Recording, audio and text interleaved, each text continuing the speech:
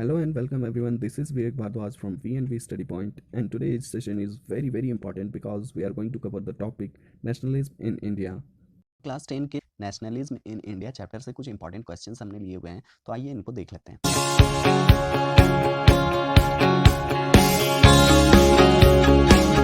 Question number 1 ये कहता है कि व्हाट वाज रॉलेट एक्ट, और ये देखिए ये क्वेश्चन आया हुआ भी है 2011 में, तो इसे आप लोग ध्यान से देखेंगे और ये बहुत ही इंपॉर्टेंट क्वेश्चन है, ठीक है ना। Rowlatt Act gave the government enormous power to suppress political activities and allowed detention of political prisoners without trial for 2 years. In other words, the act proposed no appeal, no वकील and no दलील। बड़ा ही गजब का ये answer है, तो आइए देख लेते हैं कि इसका आंसर क्या कह रहा है। रॉलेट एक्ट एक ऐसा एक्ट आया था जो कि ब्रिटिश गवर्नमेंट का था, जो कि इनॉर्मस पावर दे रहा था।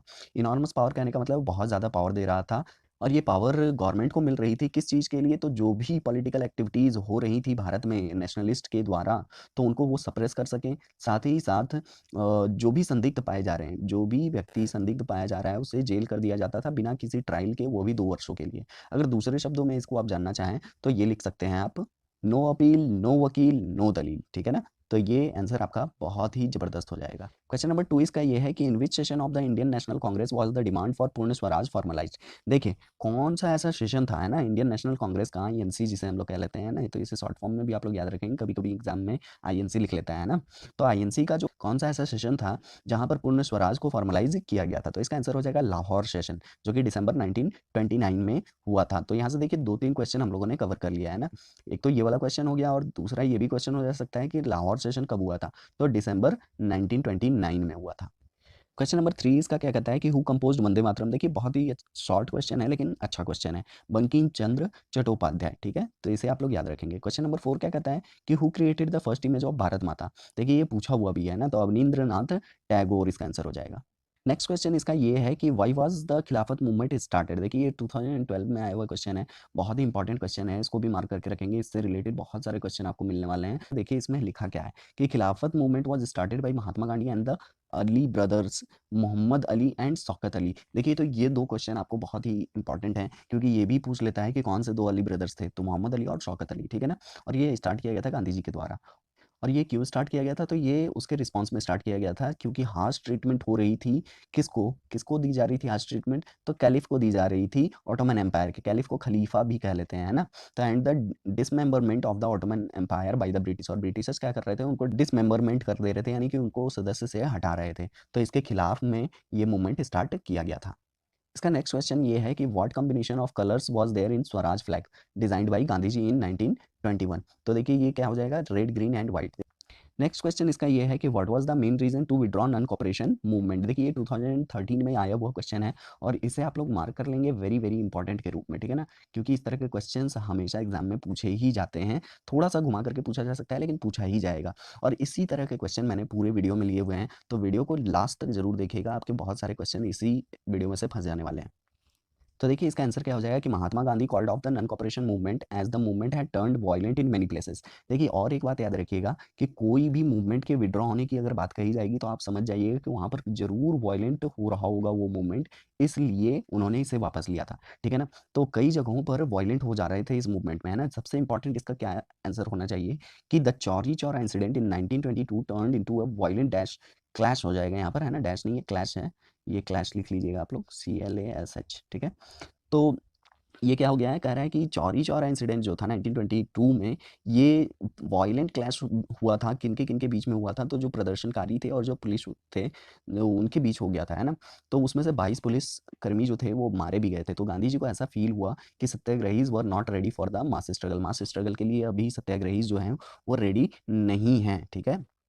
इसका क्वेश्चन नंबर 8 ये कहता है कि which act did not permit plantation workers to leave the garden without permission, ठीक है ना। ये भी इंपॉर्टेंट क्वेश्चन है, इसको भी मार्क करेंगे, क्योंकि हम लोग अधिकतर जो है नॉन कॉपरेशन और सिविल डिसोबीडियंस मूवमेंट में लगे रह जाते हैं, और ये वाला क्वेश्चन हम लोग छोड़ देते हैं। तो ये भी बहुत इंपॉर्टेंट है कि Inland Emigration Act of 1859। Question number 9 इसका क्या कहता है कि name two main satyagraha movements organised by Mahatma Gandhi successfully in favour of peasants in 1916 and 1917। देखिए इस क्वेश्चन को भी आप लोग मार्क कीजिए, इंपॉर्टेंट। वैसे सभी के सभी क्वेश्चन इंपॉर्टेंट ही यहाँ पर लिए गए हैं, ठीक है ना। तो वीडियो के अंत तक आप लोग जरूर से जरूर बने रहें, और अगर आपको वीडियोस अभी तक अच्छी लग रही होगी तो चैनल को लाइक और सब्सक्राइब जरूर कर लें, ठीक है ना। और बेल आइकन को प्रेस करना ना भूलें, क्योंकि ऐसे ही टॉपिक्स मैं हमेशा लेकर के आऊँगा, ओके। तो चलिए आगे देखते हैं इसका आंसर क्या हो जाएगा। इसका पॉइंट नंबर 1 ये है कि indigo planters moved in Champaran Bihar in 1916। देखिए 1916 में इंडिगो प्लांटर्स के लिए ये मूवमेंट किया जा रहा था और चंपारण बिहार में किया जा रहा था, ठीक है ना। और देखिए नेक्स्ट इसका पॉइंट क्या है कि peasant satyagraha movement was organised in Kheda district in Gujarat in 1917 to support peasants in the demand of relaxation of revenue collection. देखिए खेड़ा डिस्ट्रिक्ट वाला जो सत्याग्रह था उसको खेड़ा सत्याग्रह के नाम से भी जाना जाता है ना, जो कि गुजरात में पड़ता है आपके। और ये 1917 में किया गया था, जिसमें कि किसानों को जो कर देना था ना, जो टैक्स देना था, रेवेन्यू का मतलब टैक्स होता है ना, तो उसमें कुछ रिलैक्सेशन वो मांग कर रहे थे। तो इसके लिए यहाँ पर सत्याग्रह गांधी जी ने किया था और ये 2 सत्याग्रह काफ़ी फेमस हुए थे, है ना। और इन्होंने सक्सेसफुली इसको कंप्लीट भी कर लिया था। क्वेश्चन नंबर 10 कहता है कि who is the author of the famous book Hind Swaraj. ठीक है ना, तो महात्मा गांधी, ये आप सभी जानते हैं ना। तो हिंद स्वराज को लिखने वाले जो थे वो थे महात्मा गांधी। क्वेश्चन नंबर 11 क्या कहता है कि in which novel was the hymn Vande Mataram included and who was the novel written by. Vande Mataram कौन सी नोवेल में लिया गया है और इसको लिखा किसने है? तो नोवेल का नाम है आनंद मठ, ठीक है ना, और इसको लिखा है बंकिम चंद्र चट्टोपाध्याय जी ने। क्वेश्चन नंबर 12 इसका ये कहता है कि explain the effects of world wide economic depression on India. देखिए ये भी क्वेश्चन आपका इंपॉर्टेंट बन जाता है। क्यों इंपॉर्टेंट बन जाता है? क्योंकि इकोनॉमी से रिलेटेड चीज़ आई है और ऊपर से भारत से रिलेटेड चीज़ें हैं, तो इसमें ये क्वेश्चन आपका इंपॉर्टेंट हो जाएगा।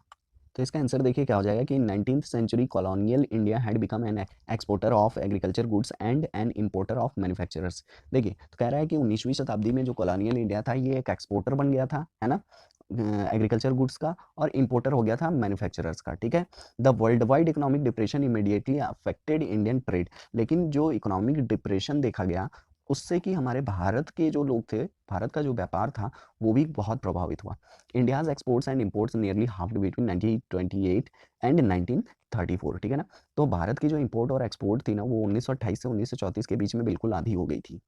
As international prices crashed prices in India also plunged. देखिए जैसे कि इंटरनेशनल प्राइसेस क्रैश हुए तो भारत में भी इसकी प्राइसेस गिर गई थी और भारत की इकोनॉमी भी गिरने लगी थी। Peasants producing for the world market were worst hit. और जो वर्ल्ड मार्केट के लिए जो किसान प्रोड्यूस कर रहे थे उनको तो सबसे ज़्यादा चोट पहुंची थी, ठीक है। Though agriculture prices fell the colonial government refuse to reduce the revenue demands. और ऐसा हुआ लेकिन बावजूद उसके जो टैक्स हमें देना था ना ब्रिटिशर्स को, जो कॉलोनियल गवर्नमेंट थी, तो उन्होंने अपने टैक्स को कम नहीं किया। Peasants indebtedness increase. और जो कर्ज था वो लोगों के ऊपर बढ़ता चला जा रहा था, किसानों के ऊपर बढ़ता चला जा रहा था। जैसे कि एग्जांपल में अगर देखें, जूट प्रोड्यूसर्स जो थे बंगाल के, उनके ऊपर बहुत ज़्यादा कर्ज हो गया था। In this depression years India became an exporter of precious metal. और इस डिप्रेशन के ईयर में इंडिया जो था एक्सपोर्टर बन गया था कई प्रीसियस मेटल्स का, खास तौर पे गोल्ड का, ठीक है ना। इसका नेक्स्ट क्वेश्चन क्या कहता है कि explain the circumstances under which Gandhi ji decided to call off the civil disobedience movement in 1931। देखिए कौन सी ऐसी परिस्थितियां बनाई थी जिसमें कि गांधी जी ने डिसाइड कर लिया था सिविल डिसोबीडियंस मूवमेंट को वापस लेने का। तो आइए देखते हैं इसका आंसर क्या हो जाएगा कि Gandhi ji decided to call off the civil disobedience movement in 1931 because पहला पॉइंट देखिए क्या है कि political leaders like Khan Abdul Gaffar Khan were arrested, more than 1 lakh people were arrested. देखिए ये भी बड़ा गजब का पॉइंट है कि पॉलिटिकल लीडर जैसे कि आपके खान अब्दुल गफार खान की बात की गई है और 1 लाख लोगों की बात कही गई है कि ये लोग अरेस्ट कर लिए गए थे, है ना। तो इस वजह से गांधी जी ने इसे वापस ले लिया था। दूसरा पॉइंट इसका देखिए क्या है कि government responded with brutal repression and peaceful satyagrahis were arrested, women and children were beaten up. देखिए ये तो अत्याचार वो लोग कर रहे थे, है ना, काफ़ी ब्रूटली उन्होंने हमारे ऊपर अत्याचार किया हुआ था। लोगों को अरेस्ट करना शुरू कर दिया उन्होंने, महिलाओं और बच्चों को वो पीट रहे थे बहुत ही बुरी तरीके से। तो ये गांधी जी से देखा नहीं गया और उन्होंने इसे वापस ले लिया। तीसरा पॉइंट देखिए इसका क्या है कि it resulted in uprising in Peshawar in 1930। देखिए पेशावर जो कि अभी पाकिस्तान का एक हिस्सा है, तो वहाँ पर भी इसी तरह की चीज़ें होने शुरू हो गई थी, इस वजह से भी उन्होंने वापस ले लिया था। फोर्थ पॉइंट इसका ये कहता है कि industrial workers in Solapur attacked police post. Police post पर सोलापुर के वर्कर्स ने ना आक्रमण कर दिया था। इन चिटगोंग, चिटगोंग अभी बांग्लादेश का हिस्सा है। The revolutionaries captured the armoury and a pieced battle was fought between the government troops and the revolutionaries. देखिए वहाँ के जो गवर्नमेंट ट्रूप्स थे, ट्रूप्स मतलब सेना होती है, और रिवोल्यूशनरी मतलब क्रांतिकारी, तो उनके बीच में जो झड़प हो रही थी, तो इन सभी चीज़ों को देखते हुए गांधी जी ने इसे वापस ले लिया था। तो ये इतने पॉइंट्स आप लिख लेंगे, है ना, इसमें से कोई 3 लिख लेंगे तो 3 नंबर का आपका क्वेश्चन क्लियर हो जाएगा। अगर 5 नंबर में क्वेश्चन आता है तो 4 पॉइंट या तो 5 पॉइंट आप लिखेंगे, है ना। और लास्ट में कंक्लूजन के रूप में इस तरह से आप लिख सकते हैं, ये आंसर काफ़ी इंपैक्टफुल हो जाता है ना। पॉइंट्स लिखने के बाद 2 लाइन आप एक्स्ट्रा जरूर लिखें, है ना। देखिए क्या लिखा हुआ है कि in such a situation Gandhi ji called off the movement and the Gandhi Irwin pact was signed. और ये गांधी इरविन पैक्ट साइन किया गया था जब उन्होंने ये मूवमेंट को वापस ले लिया था, ठीक है। देखिए इसका नेक्स्ट क्वेश्चन कहता है कि explain any 3 facts about the new economic situation created in India by the first world war. देखिए कुछ 3 ऐसे आपको फैक्ट्स बताने हैं जो नई इकोनॉमिक सिचुएशन को दर्शाते हैं ना फर्स्ट वर्ल्ड वॉर के बाद। तो the first world war created dramatically new economic situation in India. पहला देखिए क्या है कि Manchester imports into India declined as the British mills were busy with war production to meet the needs of the army, paving the way for the Indian mills to supply for the huge home market. देखिए जो भारत का import हो रहा था ना वो decline हो गया था। क्यों डिक्लाइन हो गया था? क्योंकि ब्रिटिश की जो मिल्स थी वो वार में लगे लोगों तक वस्तुओं को पहुंचाने में लगी हुई थी और हमारे भारत के मार्केट के लिए उनके पास चीज़ें नहीं थी। As the war prolonged Indian factories were called upon to supply war needs. देखिए जैसे जैसे वॉर बढ़ता चला जा रहा था तो भारत की जो फैक्ट्रीज थी ना तो उनको वॉर के लिए वस्तुओं को भेजना पड़ रहा था, ठीक है ना। As a result new factories were set up, new workers were employed and everyone was made to work longer hours. देखिए और नई फैक्ट्रीज लग रही थी और लोगों को एम्प्लॉयमेंट मिल रहा था और लेकिन ज़्यादा ज़्यादा घंटे उन्हें काम करने पड़ रहे थे। तीसरा पॉइंट इसका ये कहता है कि cotton production collapsed and export of cotton cloth from Britain fail dramatically after the war. देखिए कॉटन का प्रोडक्शन तो कोलैप्स हो गया था और जो एक्सपोर्ट कर रहे थे हम लोग कॉटन क्लॉथ को वो भी बिल्कुल वॉर के बाद क्या हो गया था, गिर गया था। As it was unable to modernise the compete with US Germany and Japan. और यूएस जर्मनी जापान के पास जानते क्या था, उनके पास मॉडर्न टेक्नोलॉजी थी जिसके तहत वो सस्ते में चीज़ों को बेच रहे थे। तो उसकी वजह से भी हमारा प्रोडक्शन और हमारा जो एक्सपोर्ट था वो कम हो गया था। Hence with in colonies like India local industrialist gradually consolidate their position capturing the home market. और यहाँ पर क्या होने लगा कि यहाँ की जो लोकल इंडस्ट्रीज थी वो धीरे धीरे अपने आप को कंसोलिडेट यानी कि मजबूत कर रही थी और अपनी पोजीशन को पक्का कर रही थी होम मार्केट में, ठीक है।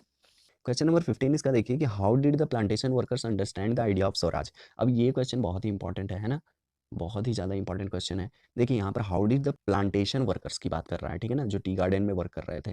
तो उनके लिए स्वराज का जो मकसद था वो क्या था। यहाँ पर नोशन वर्ड भी यूज़ किया जा सकता है, NOTION, ठीक है ना, नोशन। तो what was the notion of plantation workers about Swaraj. तो क्या उनका मकसद था, तो इस बात को भी हमें ध्यान में रखना है। तो आइए देखते हैं इसका आंसर क्या हो जाएगा। लिखा है कि for the plantation workers of Assam Swaraj meant for freedom, ठीक है ना। जाहिर सी बात है कि उन्हें फ्रीडम चाहिए होगा। किस तरह का फ्रीडम चाहिए था, तो वो फ्रीली मूव कर सकें और अपने घर भी वापस जा सकें। तो यही यहाँ पर मेंशन किया गया है कि वो लिंक रख सकें अपने फैमिली से, अपने विलेजेस से, अपने नेटिव प्लेस से। Under the inland Emigration act, देखिए अभी हम लोगों ने ये पढ़ा था कि इनलैंड इमिग्रेशन एक्ट आया था 1859 में, ठीक है ना। तो उसी के तहत जो गार्डन्स में वर्क कर रहे हैं, टी गार्डन में वर्क कर रहे हैं, वो बिना परमिशन के वो जा नहीं सकते हैं कहीं पर भी, है ना। और ये रेयरली उनको ये परमिशन दी भी जाती थी। When they heard of non cooperation movement, जब उन्होंने नॉन कॉपरेशन मूवमेंट के बारे में सुना था, है ना, तो हजारों की संख्या में जो वर्कर्स थे वो प्लांटेशन फील्ड को छोड़ दिए और अपने घर की तरफ निकल लिए। देखिए इसका नेक्स्ट क्वेश्चन क्या है कि why did Gandhi ji decide to launch a nationwide satyagraha against the proposed Rowlatt Act 1919, how was it organised, explain. देखिए ये क्वेश्चन वेरी वेरी इंपॉर्टेंट है, ठीक है ना, वेरी वेरी इंपॉर्टेंट या महा इंपॉर्टेंट कर लीजिए इस क्वेश्चन को, एकदम मार्क कर लीजिए और नोट कर लीजिए। देखिए कितनी बार आया क्वेश्चन है, 2016 में आया, 2015 में, 2014 में, ये आया हुआ क्वेश्चन है, ठीक है ना। तो आइए इसका आंसर देख लेते हैं कि क्या होना चाहिए। लिखा है कि the Rowlatt act was pass despite the United opposition of the Indian members of imperial legislative council, ठीक है। कह रहा है कि रॉलेट एक्ट पास भी हो गया था। क्यों पास हो गया था भाई, ब्रिटिशर्स ने पास किया था, जबकि जबकि हमारे भारत के जो मेंबर्स थे वो लेजिस्लेटिव काउंसिल के मेंबर हो रहे थे, लेकिन फिर भी यहाँ पर ये रॉलेट एक्ट पास हो गया था। पहला पॉइंट इसका देखिए कि the act gave government enormous power to operate political agitations. देखिए ये पॉइंट हम लोग ऑलरेडी पढ़ चुके हैं कि ये गवर्नमेंट को एनॉर्मस पावर प्रोवाइड कर रही थी ताकि पॉलिटिकल एक्टिविटीज़ को वो रोक सके। दूसरा पॉइंट क्या है कि it had allowed the detention of political prisoners without trial for 2 years. 2 साल के लिए वो जेल में भेज दे रहे थे बिना किसी ट्रायल के, है ना। तो ये चीज़ें और ये भी प्रोविजन नहीं था कि वो अपील कर सकें। The passing of this act aroused large scale indignation. अब देखिए भारतीयों के अंदर जानते हैं इसके लिए बहुत ही ज़्यादा गुस्सा उमड़ आया था और ये बात गांधी जी को भी पसंद नहीं आई थी। तो देखिए गांधी जी ने क्या किया, Gandhi ji who had formed a सत्याग्रह सभा अर्लियर, उन्होंने एक सत्याग्रह सभा बनाई थी, है ना, जिसको कि वो कंट्री वाइड प्रोटेस्ट करने वाले थे इस रॉलेट एक्ट के खिलाफ, जिसको एंटी रॉलेट एक्ट भी हम लोग कह सकते हैं ना। अगर ये भी क्वेश्चन में आ जाता है कि गांधी जी के एंटी रॉलेट एक्ट के बारे में लिखिए तो आप ये वाला पॉइंट लिख लेंगे तो आपका काम हो जाएगा। देखिए लिखता है क्या कि throughout the country 6 April 1919 was observe as the national humiliation day. Gandhi ji wanted a non violent civil disobedience against such unjust law. देखिए एक ऐसे अन्यायपूर्ण कानून के खिलाफ गांधी जी ने एक non violent civil disobedience movement start कर दिया था, ठीक है। Hartals and rallies were organised in various cities, कई शहरों में हड़ताल और रैलियां की जा रही थी। वर्कर्स जो थे रेलवे वर्कशॉप के वो स्ट्राइक पर चले गए थे, शॉप को बंद कर दिया गया था, जो मूवमेंट था वो नॉन वायलेंट था, है ना, और ये काफ़ी इफेक्टिव भी साबित हुआ था। इसका नेक्स्ट क्वेश्चन कहता है कि explain any 3 problems faced by the peasants of Awadh. देखिए अवध के जो पीजेंट्स थे उनको 3 क्या क्या परेशानियाँ हो रही थी, तो इसको हमें समझ लेना है। और अवध में एक लीडर थे जिनका नाम था बाबा रामचंद्र जी, ठीक है ना। तो ये भी बात आप याद रखना है आपको कि कौन लीड किया था अवध के पीजेंट्स को, तो ये आप याद रखिएगा। तो देखिए ये थ्री प्रॉब्लम्स कौन-कौन से हो जाएँगे, ठीक है ना? पहला पॉइंट ये है कि taluqdars and landlords demanded exorbitantly high rents and a variety of other taxes from the peasants. देखिए ये जो ताल्लुकदार्स और लैंडलॉर्ड्स हुआ करते थे ना, वो बहुत ही हाई रेंट माँग रहे थे, साथ ही साथ टैक्सेस भी माँग रहे थे पीजेंट से। और दूसरा पॉइंट इसका देखिए क्या है कि peasants had to do begar and work at the landlords farms without any payment. देखिए उनको बेगार के रूप में वर्क करना पड़ रहा था, जो कि टैक्सेस अगर वो दे नहीं पा रहे थे, तो उनको क्या करना पड़ रहा था, लैंडलॉर्ड्स के यहाँ फ्री में वर्क करना पड़ रहा था। तीसरा पॉइंट इसका ये है कि as a tenant they had no security of tenure and were being regularly evicted so that they could acquire no right over the lease land. देखिए उन्होंने जो ज़मीनें लीज़ पे ली हुई थी, यानी कि उधार पे ली हुई थी, तो उस पे उनकी कोई सिक्योरिटी भी नहीं थी कि वो कितने वर्षों तक उस पर वर्क करेंगे। टीनेंट मतलब होता है किराएदार किसान, ठीक है? देखिए इसका नेक्स्ट क्वेश्चन क्या है कि explain any three reasons for lukewarm response of some Muslim organisation to the civil disobedience movement. देखिए ये भी क्वेश्चन वेरी वेरी इंपॉर्टेंट क्वेश्चन है कि इसको अलग अलग तरीके से भी पूछ लिया जाता है ना। वैसे इसमें तीन कारण पूछे गए हैं कि आखिर मुस्लिम ऑर्गेनाइजेशंस ने सिविल डिसोबीडियंस मूवमेंट में बहुत ज़्यादा बढ़ चढ़ करके हिस्सा क्यों नहीं लिया, ठीक है। तो देखिए इसका आंसर क्या हो जाएगा कि three reasons for lukewarm response of some Muslim organisation to civil disobedience movement were First point, after the decline of non-cooperation खिलाफत movement, a large section of Muslims felt alienated from the Indian National Congress। देखिए INC से वो अपने आप को अलग मानने लगे थे। जब नॉन कॉपरेशन मूवमेंट स्टार्ट हुआ था है ना, तो उस वक्त वो लोग तो साथ थे, लेकिन जब वो खत्म हुआ तो उनको ऐसा लगने लगा कि आईएनसी का हम हिस्सा नहीं है। दूसरा पॉइंट क्या हो रहा है कि the visible and open association of Congress with Hindu religious nationalist groups like Hindu Mahasabha in mid 1920s made Muslim suspicious of Congress motives. अब देखिए यहाँ पर उन्हें संदेह होने लगा था, क्यों? क्योंकि कांग्रेस के जो एसोसिएशंस थे, जैसे कि हिंदू महासभा जैसे संस्थाओं से उन्होंने गठबंधन कर लिया था, इस वजह से मुस्लिम्स जो थे थोड़े से संशय में थे। इसका पॉइंट नंबर 3 ये है कि the frequent communal clashes not only depend the distance between the two communities but also there was an important difference over the question of representation in the future assembly that were to be elected. देखिए और बहुत ही frequently इन दोनों समुदायों के बीच में, हिंदू और मुस्लिमों के बीच में क्या हो रहे थे, क्लैशेस हो रहे थे, दंगे फसाद हो रहे थे, है ना। तो इस वजह से भी मुस्लिम्स जो थे वो थोड़े दूर दूर थे, और साथ ही साथ फ्यूचर में जो असेंबली चूज करनी है, तो उसके रिप्रेजेंटेशन के लिए भी उनके मन में एक सवाल चल रहा था कि कहीं हमें लिया जाएगा या नहीं लिया जाएगा, तो इसीलिए वो उससे अलग ही चल रहे थे।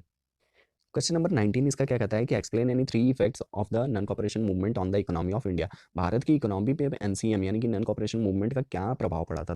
तो पॉइंट नंबर 1 ये कहता है कि foreign goods were boycotted, liquor shops were picketed and foreign clothes was burned, है ना। The import of foreign cloth halved between 1921 to 22, its value dropped from 102 crore to 57 crore. देखिए क्या हुआ था कि फॉरेन गुड्स को बॉयकॉट कर दिया गया था, लीकर शॉप्स को उखाड़ फेंका गया था और फॉरेन क्लॉथ्स को जला भी दिया गया था। और इंपोर्ट जो हो रहा था फॉरेन क्लॉथ का, वो भी आधा हो गया था 21 और 22 में, ठीक है ना। 1921 और 22 में ये बिल्कुल आधा हो गया था, और इसकी प्राइसेस 102 करोड़ से लेकर के 57 करोड़ तक आकर के गिर गई थी।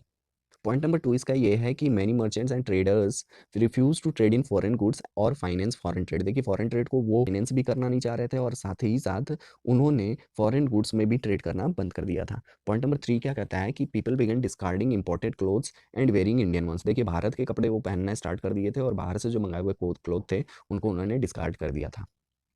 इसका फोर्थ पॉइंट ये है कि the production of Indian textile mills and handlooms went up, use of khadi was popularised. तो भारत के जो इंडियन टेक्सटाइल मिल्स थे और हैंडलूम्स जो थे वो ऊपर उठे, और जो खादी का यूज था वो काफ़ी पॉपुलर हुआ।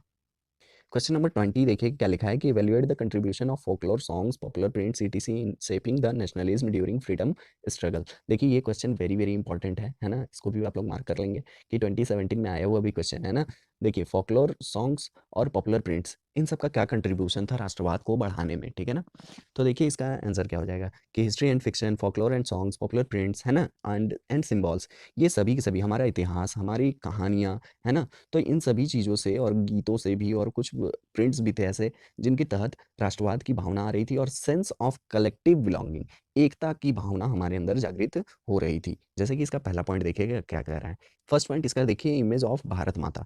देखिए इसमें क्या क्या बातें हो रही थी कि with the growth of nationalism the identity of Indian nation become to be visually associated with the image of Bharat Mata. जिस तरह से हमारे यहाँ नेशनलिज्म बढ़ रहा था, तो हमारे भारत देश को एक विजुअलाइज किया जा रहा था एक माँ के रूप में, है ना, जिसे हम भारत माता कह रहे हैं। सेकंड पॉइंट इसका ये है कि मूव्ड बाय द स्वदेशी movement Rabindranath Tagore painted a famous image of Bharat माता। देखिए यहाँ पर मिस्टेक हो गई है, ये रविंद्र नहीं अवनींद्रनाथ टैगोर है, ठीक है ना, अवनींद्रनाथ टैगोर। तो इस बात को भी आप लोग ध्यान में रखिएगा। अभी हम लोगों ने फर्स्ट पेज पे इसको पढ़ा भी है, अवनींद्रनाथ टैगोर ने ही भारत माता की पहली इमेज बनाई थी। तो उनके द्वारा ये जो बनाई गई इमेज थी काफ़ी फेमस हुई थी, है ना, और बाद में इसे कई लोग भी बना चुके थे, ठीक है। और इसमें क्या दर्शाया गया था, तो ये काफ़ी काम दिखाई गई हैं, कंपोज दिखाई गई हैं, डिवाइन दिखाई गई हैं और स्पिरिचुअल भी दिखाई गई हैं। देखिए later this image was painted by many other artist, और कई लोगों ने फिर इसको बाद में और भी बनाया, और ये इमेज जानते हैं पूरे भारतवर्ष में फैल चुका था, और ये एक साइन हो चुका था, सिंबल बन चुका था नेशनलिज्म का। इसका सेकंड पॉइंट है रीइंटरप्रिटेशन ऑफ हिस्ट्री। देखिए हमारे इतिहास को दोहराने से क्या होता है, देखिए रीइंटरप्रेट करना मतलब कि फिर से उसे दोहराना, तो हम अपने इतिहास को याद करते हैं तो अपने आप पे गर्व भी महसूस करते हैं, है कि नहीं। तो बिल्कुल यही चीज़ें उस वक्त हो रही थी, और राष्ट्रवाद की भावना जो है लोगों के अंदर जागृत की जा रही थी। तो the glorification of developments in ancient India in the fields of art and architecture, science and mathematics, religion and culture, law and philosophy, crafts and trade had also help the growth of nationalism. तो इन सभी बातों को हम दोहरा करके फिर से nationalism की भावना अपने अंदर जगा रहे थे। These nationalist histories encourage the readers to take pride in the India's great achievement in the past. देखिए क्या कह रहा है कि हम पास्ट में हमने जो भी चीज़ें अचीव की हुई थी, इन सभी चीज़ों को पढ़ करके हम लोग क्या कर रहे थे, अपने आप पे गर्व महसूस कर रहे थे। एंड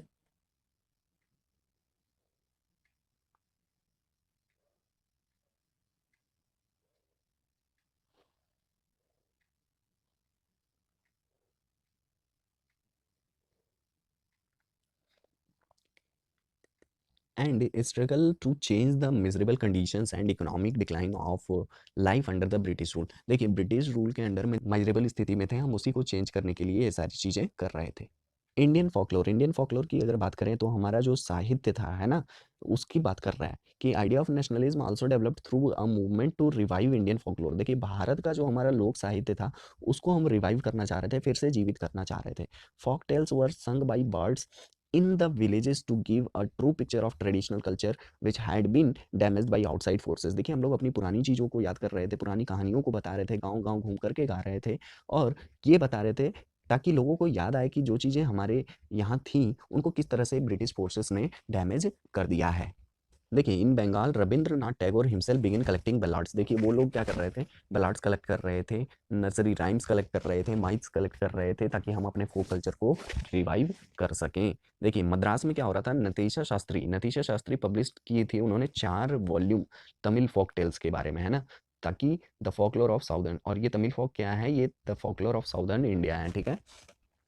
देखिए इसका नेक्स्ट क्वेश्चन क्या है कि how did different social groups participate in civil disobedience movement, explain with examples. देखिए किस प्रकार से डिफरेंट टाइप के सोशल ग्रुप्स जो थे वो सिविल डिसोबीडियंस मूवमेंट में पार्टिसिपेट कर रहे थे, इसको एग्जांपल्स के साथ आपको क्या करना है, एक्सप्लेन करना है। देखिए 2014 में आया हुआ क्वेश्चन है, और इसको भी आप लोग VVI यानी कि वेरी वेरी इंपॉर्टेंट मार्क कर लेंगे। देखिए इसका आंसर क्या हो जाएगा कि rich peasants communities like Patidars of Gujarat and the Jats of Uttar Pradesh become active in the civil disobedience movement. देखिए जो रीच पीजेंट्स थे, है ना, जैसे कि पट्टीदार्स थे कहाँ के, गुजरात के, तो ये भी आपको मैच द फॉलोइंग या फिर आपको fill in the blanks type में पूछा जाएगा अगर, तो इसका आंसर आप लोग दे पाएंगे, है ना, कि गुजरात के पट्टीदार्स थे, उत्तर प्रदेश के जट्स हुआ करते थे, तो ये लोग CDM में यानी कि सिविल डिसोबीडियंस मूवमेंट में इंक्लूडेड थे। और ये लोग क्यों इंक्लूडेड थे, तो लिखा है कि being producers of commercial crops. देखिए कॉमर्शियल क्रॉप्स उगाते थे, और इनको बहुत ही ज़्यादा चोट पहुंची थी इस बात से कि ट्रेड में डिप्रेशन हो चुका है, ठीक है ना, तो इन्होंने CDM में अपने आप को इन्वॉल्व कर लिया था। For them right for Swaraj was struggle against the high revenues, और इनके लिए स्वराज का मतलब क्या था कि वो इसके लिए लड़ रहे थे कि हाई रेवेन्यू न लिया जाए। सेकंड पॉइंट इसका क्या कहता है कि स्मॉल टीनेज जो छोटे छोटे किसान थे, है ना, had been cultivating rented land, जो कि रेंट लिए हुए लैंड पर क्या कर रहे थे, किसानी कर रहे थे, ठीक है। They were not interested in the lowering of the revenue demand. तो जो लैंडलॉर्ड्स थे वो रेंट को कम नहीं कर रहे थे, ना तो रेवेन्यू को कम कर रहे थे, ठीक है। तो ये स्मॉल टीनेज जो थे वो ये चाहते थे कि जो उनका अनपेड रेंट है ना वो क्या कर दिया जाए, उनको रीमिट कर दिया जाए, मतलब कि उनको समाप्त कर दिया जाए। They often joined the radical movements by led by the socialist and communist, और कई सोशलिस्ट और कम्युनिस्ट वो कई मूवमेंट करा रहे थे तो उसमें भी उन्होंने ज्वाइन किया हुआ था। इसका थर्ड पॉइंट ये कहता है कि merchants reacted against colonial policies that restricted business activities. देखिए जो मर्चेंट्स थे ना वो भी इसके अगेंस्ट जा रहे थे, ठीक है, क्यों? क्योंकि बहुत सारे ऐसे बिजनेस एक्टिविटीज थी जिस पर रिस्ट्रिक्शन लगा दिया गया था। They wanted protection against the import of foreign goods and wanted a rupee sterling foreign exchange ratio that would discourage imports. देखिए ये इंपोर्ट नहीं चाहते थे, फॉरेन गुड्स का अगर इंपोर्ट होगा तो जाहिर सी बात है यहाँ की जो इंडस्ट्रीज थी वो डेवलप नहीं कर पाएंगी, ठीक है, तो ये इस चीज़ को चाह रहे थे कि इंपोर्ट्स को डिस्करेज किया जाए। पॉइंट नंबर 4 इसका ये है कि industrialist form the Indian industrial and commercial Congress in 1920। देखिए इंडस्ट्रियलिस्ट ने क्या किया, इंडियन इंडस्ट्रियल कॉमर्शियल कांग्रेस को फाउंड किया था और वो 1920 में हुआ था। दे formed the federation of the Indian chamber of commerce and industries FICCI इन 1927। देखिए ये भी बहुत इंपॉर्टेंट पॉइंट है, ठीक है ना, इन्होंने एक ऐसा फेडरेशन बनाया था, ठीक है ना, Indian chamber of commerce and industries, तो इसको याद रखना है आपको। नेक्स्ट पॉइंट ये है कि दे रिफ्यूज टू सेल और बाई इंपोर्टेड गुड्स। देखिए इंपोर्टेड गुड्स को वो ना तो खरीदना चाह रहे थे ना तो बेचना चाह रहे थे। They gave financial assistance and supported the civil disobedience movement, और ये उनको फाइनेंशियली सपोर्ट कर रहे थे, इन्होंने सिविल डिसोबीडियंस मूवमेंट को सपोर्ट करना स्टार्ट किया था इस रूप में। देखिए इसका फिफ्थ पॉइंट क्या कहता है कि another important feature of CDM was large scale participation of women. देखिए इसमें महिलाएं बहुत ज़्यादा बढ़ चढ़ करके हिस्सा लेती थी, ये पॉइंट बहुत इंपॉर्टेंट है, कभी कभी पूछ लेता है question, what was the role of women in civil disobedience movement, तो इसके लिए भी आप प्रिपेयर रहेंगे। पॉइंट नंबर 1 इसका देखिए क्या कहता है कि they participated in protest marches, manufactured salt and picketed foreign cloth and liquor shops, many women went to jail. देखिए कई महिलाएं तो जेल भी चली गई थी, इन्होंने प्रोटेस्ट भी किया है, मार्च किया है, सॉल्ट बनाया था, है ना, और फॉरेन क्लॉथ को, साथ ही साथ लिकर शॉप मतलब क्या होता है, शराब की दुकानें जो होती हैं उनकी बात कर रहे हैं, उन सभी को उखाड़ फेंका था महिलाओं ने भी। This women came from high cast families in urban areas and rich peasants households in rural areas. देखिए ये जो वुमेन थी तो वो कहाँ से आई थी, तो ये हाई कास्ट फैमिलीज की थी, और साथ ही साथ कुछ अर्बन एरियाज की थी, और कुछ रिच पीजेंट्स के घरों से भी आई थी, और कुछ रूरल एरियाज से भी थी। क्वेश्चन नंबर 22 देखिए क्या कहता है कि the civil disobedience movement was different from non cooperation movement, support this statement with examples. Very very important question है, ये एग्जाम में बहुत बार पूछा गया क्वेश्चन है, देखिए 2016 में आया हुआ भी है कि civil disobedience movement non cooperation movement से कैसे डिफरेंट था। देखिए लिखा है कि civil disobedience movement was different from non cooperation movement in the following ways. देखिए नॉन कॉपरेशन मूवमेंट में क्या कहा जा रहा था कि the people were asked not to cooperate with the government. देखिए गवर्नमेंट के साथ हमें कॉपरेट नहीं करना है, ये नॉन कॉपरेशन मूवमेंट का फीचर है, ठीक है ना। नेक्स्ट पॉइंट इसका ये है कि foreign goods and foreign cloth were boycotted, ठीक है, in many places merchants and traders refuse to trade in foreign goods और फाइनेंस फॉरेन ट्रेडर्स। देखिए फॉरेन ट्रेडर्स को फाइनेंस नहीं करना था, बॉयकट कर दिया गया था फॉरेन क्लॉथ को, ठीक है ना, तो इस तरह की चीज़ें हो रही थी नॉन कॉपरेशन मूवमेंट में। थर्ड पॉइंट इसका ये है कि स्टूडेंट लेव the government owned schools and colleges and lawyers gave up legal practices. देखिए और तीसरा पॉइंट क्या है कि विद्यार्थी जो थे ना, जो कि गवर्नमेंट के स्कूल में पढ़ रहे थे, और साथ ही साथ जो लॉयर्स थे, वो जो अपनी लीगल प्रैक्टिसेस थी उसको भी उन्होंने छोड़ दिया था। देखिए सिविल डिसोबीडियंस मूवमेंट में क्या हो रहा था कि people were asked not only to refuse cooperation with the British but also break the colonial laws. देखिए नॉन कॉपरेशन में सिर्फ कॉपरेट नहीं करने के लिए कहा गया था, लेकिन यहाँ पर कॉपरेट तो नहीं करना है, साथ ही साथ लॉ को ब्रेक भी करना है, ठीक है ना। पॉइंट नंबर 2 कहता है the country man broke the salt law by manufacturing salt law boiling sea water at Dandi. Dandi पर जाकर के सी वाटर को बॉईल करके, है ना, क्या किया गया था, सॉल्ट लॉ को ब्रेक किया गया था। थर्ड पॉइंट इसका ये कहता है कि पीजेंट रिफ्यूज टू पे रिवेन्यू एंड चौकीदारी टैक्स। देखिए वो रिवेन्यू देने से मना किए थे और चौकीदारी टैक्स भी देने से मना कर दिए थे। लास्ट पॉइंट इसका क्या कहता है कि village officials resigned from their jobs, और जो विलेज ऑफिशियल्स थे उन्होंने रिजाइन कर दिया था। Forest people violated forest rules and laws, और फॉरेस्ट पीपल जो थे, आदिवासी जो थे ना, उन्होंने फॉरेस्ट रूल्स और लॉज को भी तोड़ दिया था। Question number 23, who was Alluri Sitarama Raju, explain his role in inspiring the rebels with Gandhi ji's ideas. देखिए 2012 में आया हुआ क्वेश्चन है, और इस क्वेश्चन को भी आप लोग very very important question mark कर लेंगे, ठीक है ना। एक हम लोगों ने बाबा रामचंद्र जी के बारे में पढ़ा था जो कि अवध के थे, और अल्लूरी सीताराम राजू जी ये आंध्र प्रदेश के थे, ठीक है ना, तो इस बात को आपको ध्यान में रखना है, ये दो नाम हमेशा एग्जाम में क्वेश्चन आता ही आता है इससे। तो देखिए इसका आंसर क्या हो जाएगा कि Alluri Sitarama Raju was the tribal leader of the peasants. देख रहे हैं, ये ट्राइबल लीडर थे पीजेंट्स के, कहाँ, तो आंध्र प्रदेश के, ठीक है। He claimed that he had a variety of special powers, ये कहते थे कि मेरे पास कुछ स्पेशल पावर्स है। इन्होंने इंस्पायर किया था रिवेल्स को, है ना, गांधी जी के आइडियाज़ को इन्होंने फॉलो किया था और कई तरीकों से फॉलो किया था। तो आइए देखते हैं क्या पॉइंट्स हैं। इसका पॉइंट नंबर 1 ये है कि Raju inspired them by talking of the greatness of Mahatma Gandhi. Mahatma Gandhi के बारे में ये बड़ी महान महान बातें करते थे कि ये गांधी जी बहुत ही महान है ना। He said that he was inspired by the non cooperation movement, इन कॉपरेशन मूवमेंट से वो इंस्पायर थे, ठीक है ना। He persuaded people to wear khadi, और उन्होंने लोगों को कहा कि आप खादी के कपड़ों को पहनो, ठीक है ना, और ड्रिंकिंग छोड़ दो। साथ ही साथ उन्होंने और एक बात कही थी कि India could be liberate only with the use of force. और हाँ, उन्होंने एक बात और कही हुई थी कि हम सिर्फ आज़ाद तभी हो सकते हैं जब हम फोर्स का यूज़ करेंगे तब। देखिए इसका क्वेश्चन नंबर 24 क्या कहता है कि describe the actions taken by the British administration against the nationalist who oppose the Rowlatt Act. देखिए अब ब्रिटिश एडमिनिस्ट्रेशंस ने भी तो कुछ एक्शन लिए होंगे, तो क्या एक्शंस लिए थे रॉलेट एक्ट को जब हम लोगों ने अपोज किया था, तो आइए देख लेते हैं। ये भी क्वेश्चन आपका इंपॉर्टेंट है, मार्क कीजिएगा, ठीक है। देखिए आंसर लिखा है कि alarmed by the popular upsurge and scared that lines of communication would be disrupted the British administration decided to clamp down on nationalist as such. देखिए कह रहा है क्या कि उनकी जो व्यवस्था थी पूरी हिल चुकी थी, ठीक है ना, तो ब्रिटिशर्स बौखला गए थे और उन्होंने कुछ एक्शंस लिए थे। क्या एक्शंस लिए थे आइए देखते हैं। लोकल लीडर्स है ना, उनको पिकअप कर लिया गया था अमृतसर से। महात्मा गांधी को दिल्ली आने से मना कर दिया गया था। 10 अप्रैल को पुलिस ने अमृतसर में है ना पीसफुल प्रोसेशन हो रहा था, उस पर उन्होंने गोली चला दी। मार्शल लॉ को इम्पोज कर लिया गया था। मार्शल लॉ क्या था, तो मार्शल लॉ में ये था कि कई लोग यानी कि कई भीड़ जो थी ना वो इकट्ठा नहीं हो सकती है, जो कि जलियांवाला बाग के हत्याकांड में यही लॉ के कारण उन्होंने आक्रमण किया था और फायरिंग कर दी थी। General Dyer took the command, और जनरल डायर ने उस वक्त क्या किया था, कमांड लिया था। नेक्स्ट क्वेश्चन नंबर 25 कहता है explain the impact of Jallianwala Bagh incident on the people. देखिए जलियांवाला बाग का जो इंसिडेंट हुआ था तो उस पर लोगों पर क्या असर पड़ा था, तो ये भी वेरी वेरी इंपॉर्टेंट क्वेश्चन है, मार्क कर लीजिएगा। Jallianwala Bagh incident on 13 April 1919, देख रहे हैं आप लोग। A crowd of villagers who had come to attend a Baisakhi fair. देखिए बैसाखी का भी मेला उसी दिन लगा हुआ था, तो जगह जगह से लोग आए हुए थे, है ना। और जलियांवाला बाग में लोग कुछ बैठ करके मीटिंग भी कर रहे थे, ठीक है। तो being from outside the city, तो वो लोग शहर के बाहर से थे, तो उनको मार्शल लॉ के बारे में कुछ ज़्यादा जानकारी थी नहीं, ठीक है ना, कि ये लॉ लगा हुआ है। तो लोग इकट्ठा हो गए थे और यहाँ पर चांस मिल गया था जनरल डायर को फायर करने का इसी लॉ के तहत, ठीक है ना। तो उसी ने फिर क्या कर दी थी, फायरिंग स्टार्ट कर दी थी। पॉइंट नंबर 2 इसका क्या कहता है कि some of the people had also gathered to protest against the government repressive measures. और कुछ लोगों ने गैदर होकर के क्या कर रहे थे, प्रोटेस्ट कर रहे थे गवर्नमेंट के रिप्रेसिव मेजर्स का। तीसरा पॉइंट कहता है कि General Dyer with the British troops entered the park. वो पार्क में आया, ठीक है ना, अपने ट्रूप्स के साथ, ट्रूप्स मतलब सेना होता है ना, और एग्जिट पॉइंट को उसने बंद कर दिया था और बिना किसी वार्निंग के, ठीक है, लोग जहाँ इकट्ठा हुए थे और अपनी सेना को उसने ऑर्डर कर दिया फायर करने के लिए, जिसमें सैकड़ों लोग मारे गए थे, ठीक है। तो this brutal act of General Dyer provoked unparalleled indignation. और देखिए ये जो एक्ट था जो कि जनरल डायर ने लिया था काफ़ी अन्यायपूर्ण था और काफ़ी ब्रूटल था, ठीक है ना। As the news of Jallianwala Bagh spread, crowd took to the street and many North Indian towns there were hartals, clashes and attacks on the government buildings. ये जलियांवाला बाग का जो हत्याकांड था ये चारों तरफ फैल चुका था और नॉर्थ इंडिया के टाउन्स में बहुत लोग सड़कों पर आ गए थे, हड़ताल होने लगी थी, क्लैशेस होने लगे थे, गवर्नमेंट बिल्डिंग्स पे अटैक होने लगे थे, ठीक है। पॉइंट नंबर नेक्स्ट कहता है कि the government replied with further brutalities. और जो गवर्नमेंट थी वो अब और क्रूरतापूर्ण रिप्लाई कर रही थी। कैसे, the people of Punjab were made to crawl on the streets. देखिए उनको सड़कों पर घसीटा जा रहा था और उनको सल्यूट करने के लिए कहा जा रहा था, ठीक है ना। Some were put in open cages and flogged. और कुछ लोगों को ओपन केजेस में रखा गया था, यानी कि खुले जेल में रखा गया था और उन पर कोड़े बरसाए गए थे। फ्लॉट का मतलब होता है कोड़े बरसाना।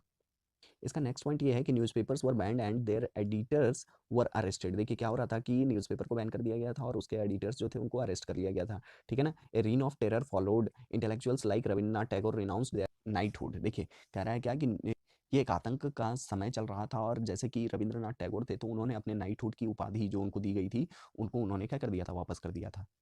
क्वेश्चन नंबर 26 इसका देखिए, why did Mahatma Gandhi relaunch the civil disobedience movement with great apprehension, explain. देखिए ये क्वेश्चन 2016 में आया हुआ है, तो ये भी क्वेश्चन क्या होता है, वेरी वेरी इंपॉर्टेंट हो जाता है, ठीक है। महात्मा गांधी ने फिर से सिविल डिसोबीडियंस मूवमेंट क्यों लॉन्च किया था, तो आइए देख लेते हैं। Mahatma Gandhi entered into a pact with Irwin on 5 March 1931। Mahatma Gandhi ने एक पैक्ट साइन किया था लॉर्ड इरविन के साथ और ये 5 मार्च 1931 को हुआ था। तो इसका पहला पॉइंट देखिए, by this Gandhi Irwin pact Gandhi ji committed to participate in a round table conference. देखिए जो लंदन में राउंड टेबल कॉन्फ्रेंस हुआ था तो उसमें शामिल होने के लिए इन्होंने हामी भर दी थी, ठीक है, मैं आऊँगा, okay. And the government agreed to release the political prisoners. और जिसके तहत क्या हुआ था, नेशनलिस्ट थे जिनको कैद कर लिया गया था, प्रिजनर बना लिया गया था, उनको उन्होंने छोड़ने की बात कही थी।